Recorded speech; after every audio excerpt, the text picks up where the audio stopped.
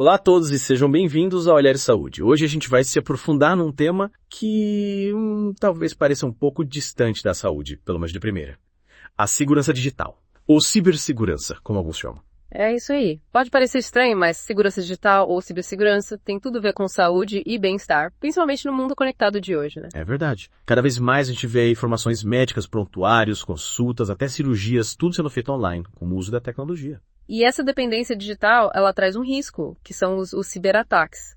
E esses ataques podem prejudicar o acesso a tratamentos vitais, sabe? Podem comprometer dados médicos confidenciais e até colocar vidas em risco. Caramba, isso coloca as coisas em perspectiva. E quais são as maiores ameaças que o sistema de saúde enfrenta nesse sentido? O que tira o sono dos especialistas em cibersegurança? Olha, um dos maiores vilões, sem dúvida, é o ransomware. Você já ouviu falar? Ransomware.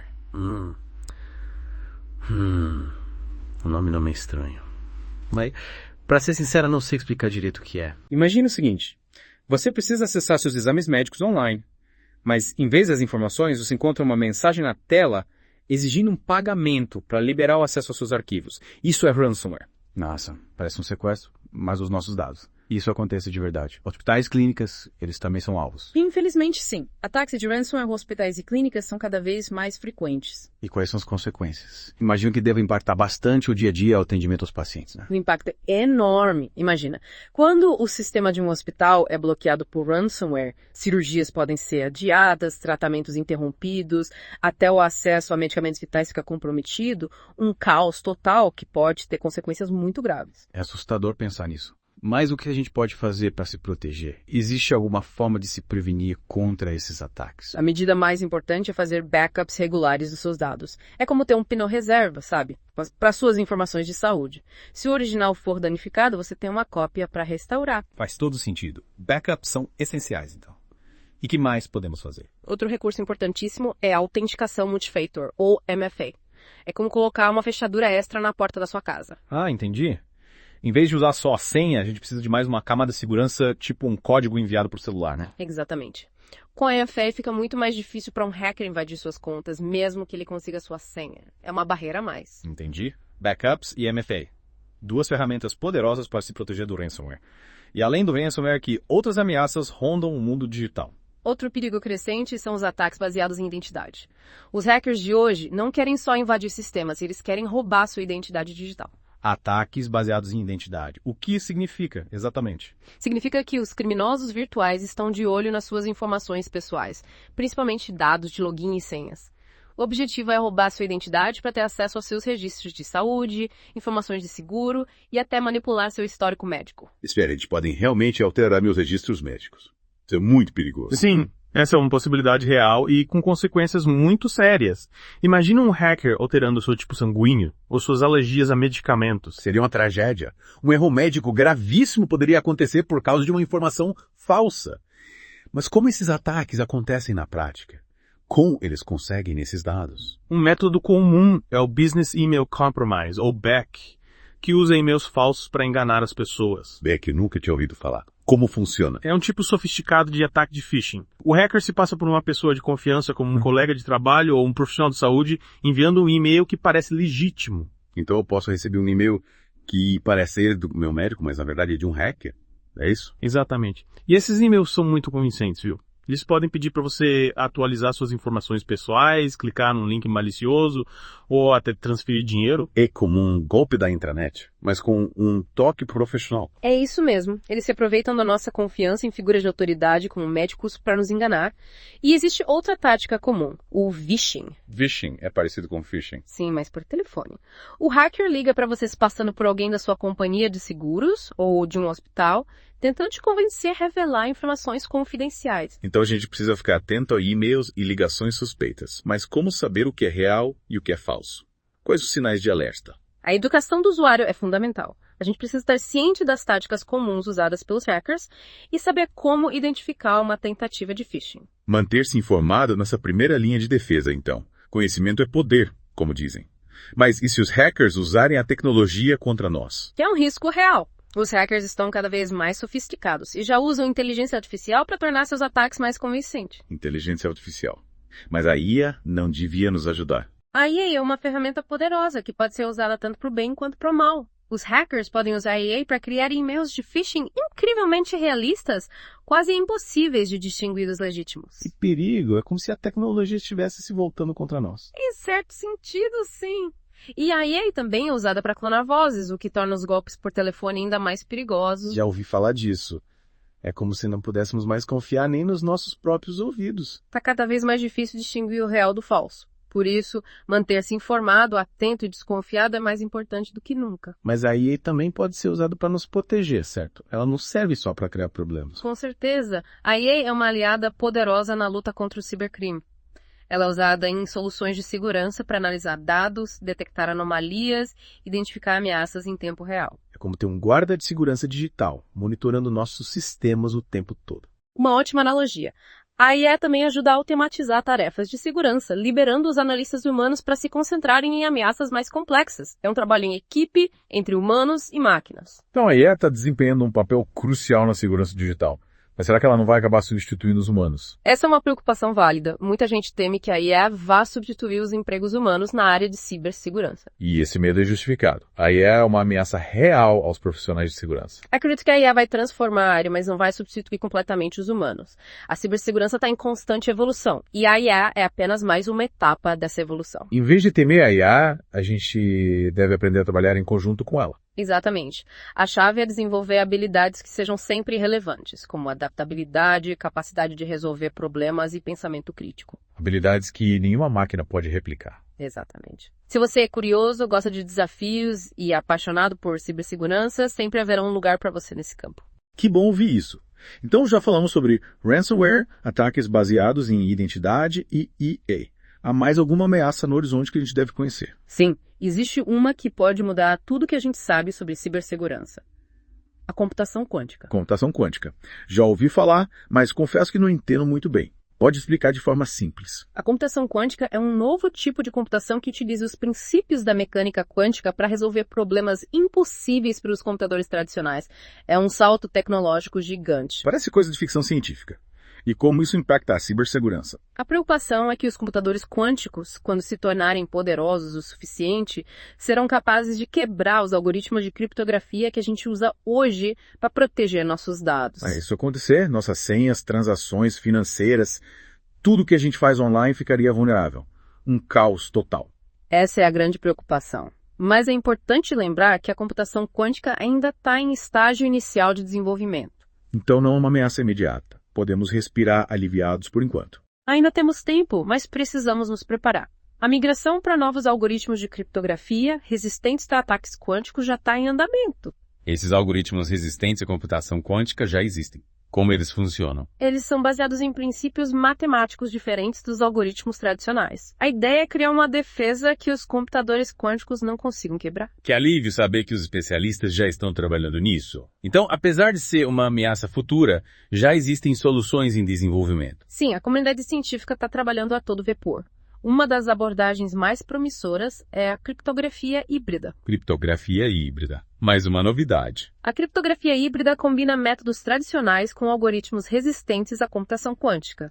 É uma abordagem em camadas que protege contra as ameaças atuais e futuras. Parece uma estratégia inteligente. É como se preparar para todos os cenários. Exatamente. Mesmo que o método de criptografia seja quebrado, a outra camada de segurança permanece intacta. Uau, quanta informação! Hoje aprendemos sobre ransomware, ataques de identidade, IA e até computação quântica. É muita coisa para digerir. É muita coisa mesmo. Mas lembre-se, conhecimento é poder.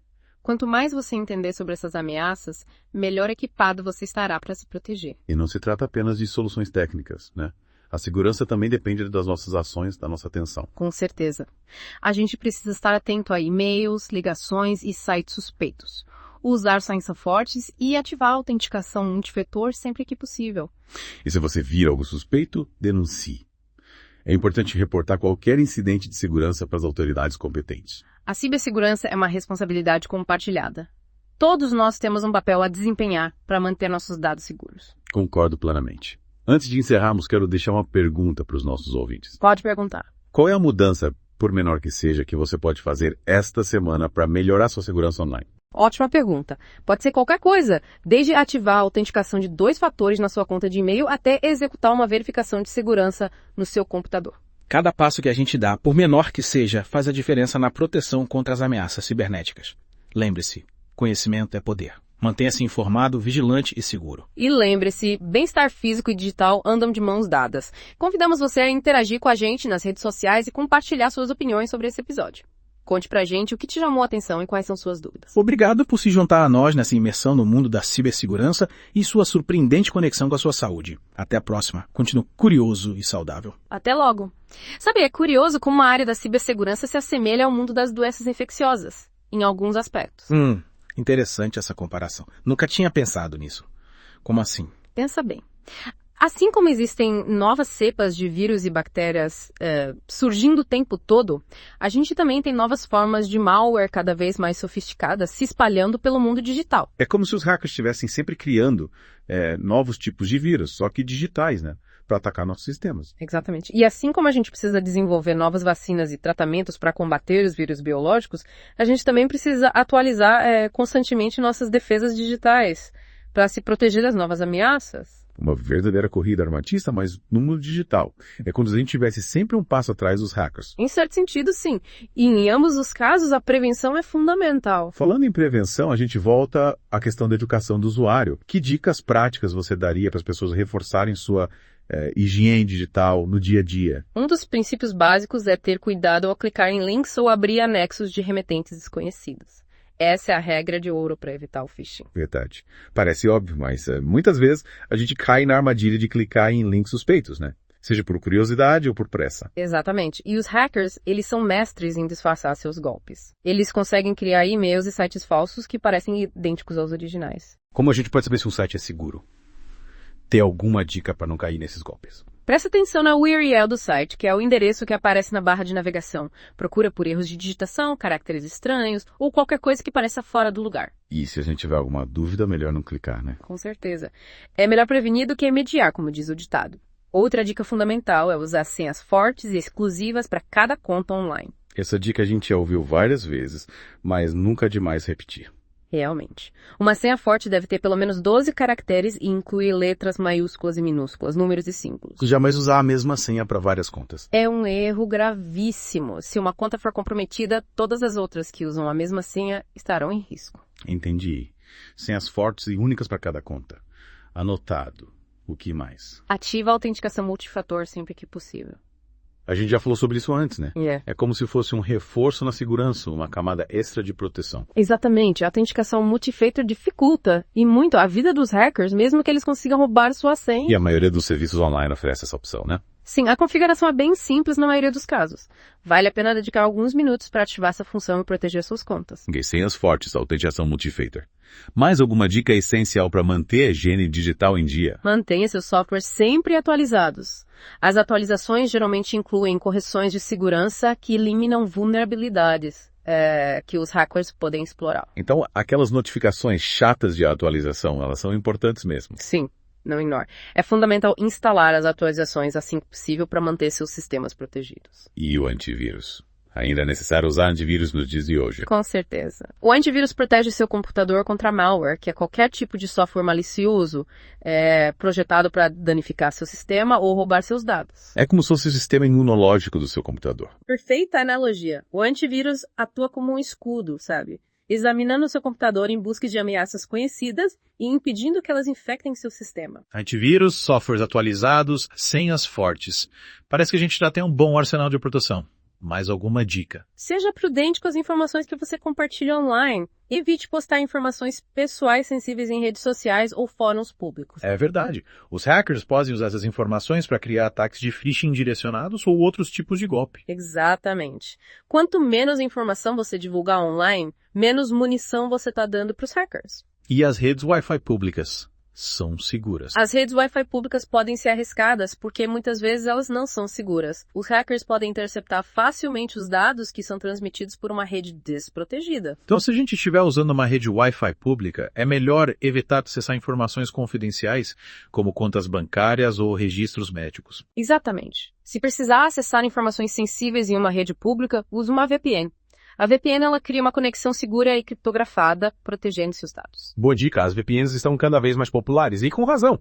Mas, além das dicas individuais, qual é o papel do governo em tudo isso? O que as autoridades podem fazer para combater o cibercrime? O governo tem um papel fundamental na criação de leis, normas e regulamentações para fortalecer a cibersegurança, principalmente em setores críticos, como a saúde. É como criar regras do jogo para que todos atuem de forma responsável e ética no mundo digital, né? Exatamente. O governo pode, por exemplo, exigir que hospitais e clínicas adotem medidas de segurança específicas para proteger os dados dos pacientes. Faz todo sentido. Mas não se trata apenas de regulamentações governamentais. A colaboração entre os diversos atores também é importante, né? Com certeza. Hospitais, empresas de tecnologia, pesquisadores de segurança, todos precisam trabalhar juntos para compartilhar informações, desenvolver as melhores práticas e se manter à frente das ameaças. É um esforço conjunto, que envolve toda a sociedade.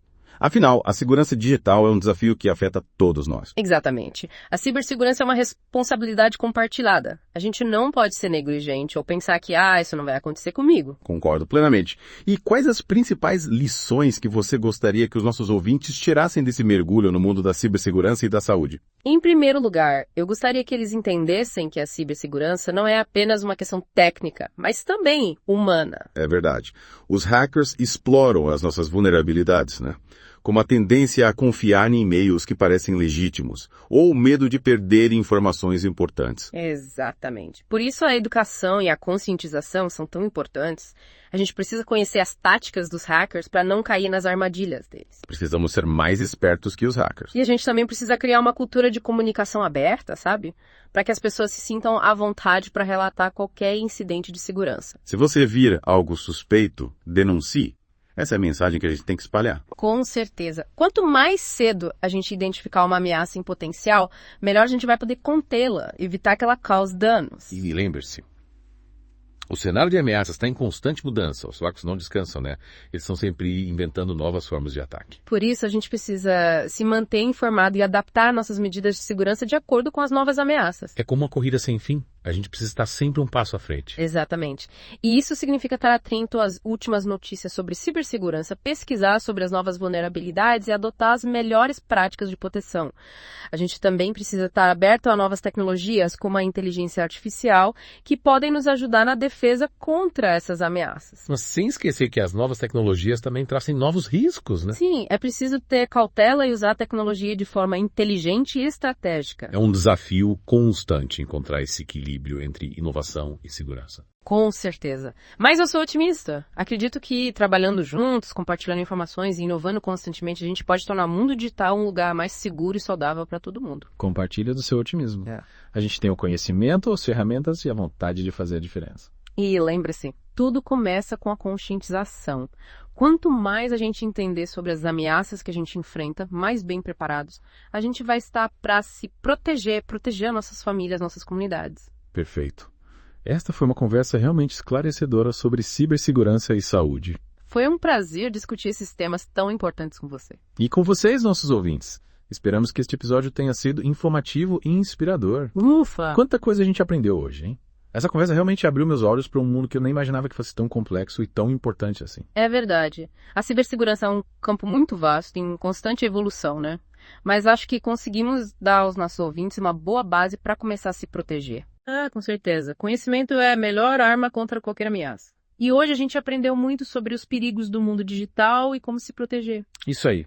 E o mais importante é que as pessoas se sintam empoderadas para tomar as rédeas da sua segurança digital e da sua saúde, né? Falando em empoderamento, que conselho você daria para os nossos ouvintes que querem se proteger nesse mundo digital que muda tão rápido? Mantenha a curiosidade. A cibersegurança é um campo dinâmico, que exige constante aprendizado. Não tenha medo de fazer perguntas, de pesquisar, de ler sobre as novas tendências, as novas ameaças. Verdade, a curiosidade é o motor do aprendizado. E nesse mundo digital em constante transformação, a gente precisa estar sempre atualizado, né? E não tenha medo de questionar as coisas. Gostei disso. Explica melhor o que você quer dizer com isso. Muitas vezes a gente se acostuma a fazer as coisas de um jeito, sem parar para pensar se existe uma forma melhor, mais segura. É como se a gente ficasse preso aos velhos hábitos, sem questionar se existe um jeito mais inteligente de fazer as coisas. Exatamente. Por exemplo, você sempre usou o mesmo gerenciador de senhas. Já parou para pesquisar se existem outras opções com recursos de segurança mais avançados. É verdade. A gente se acomoda com o que já conhece. Mas é importante estar aberto a novas soluções. Outro exemplo.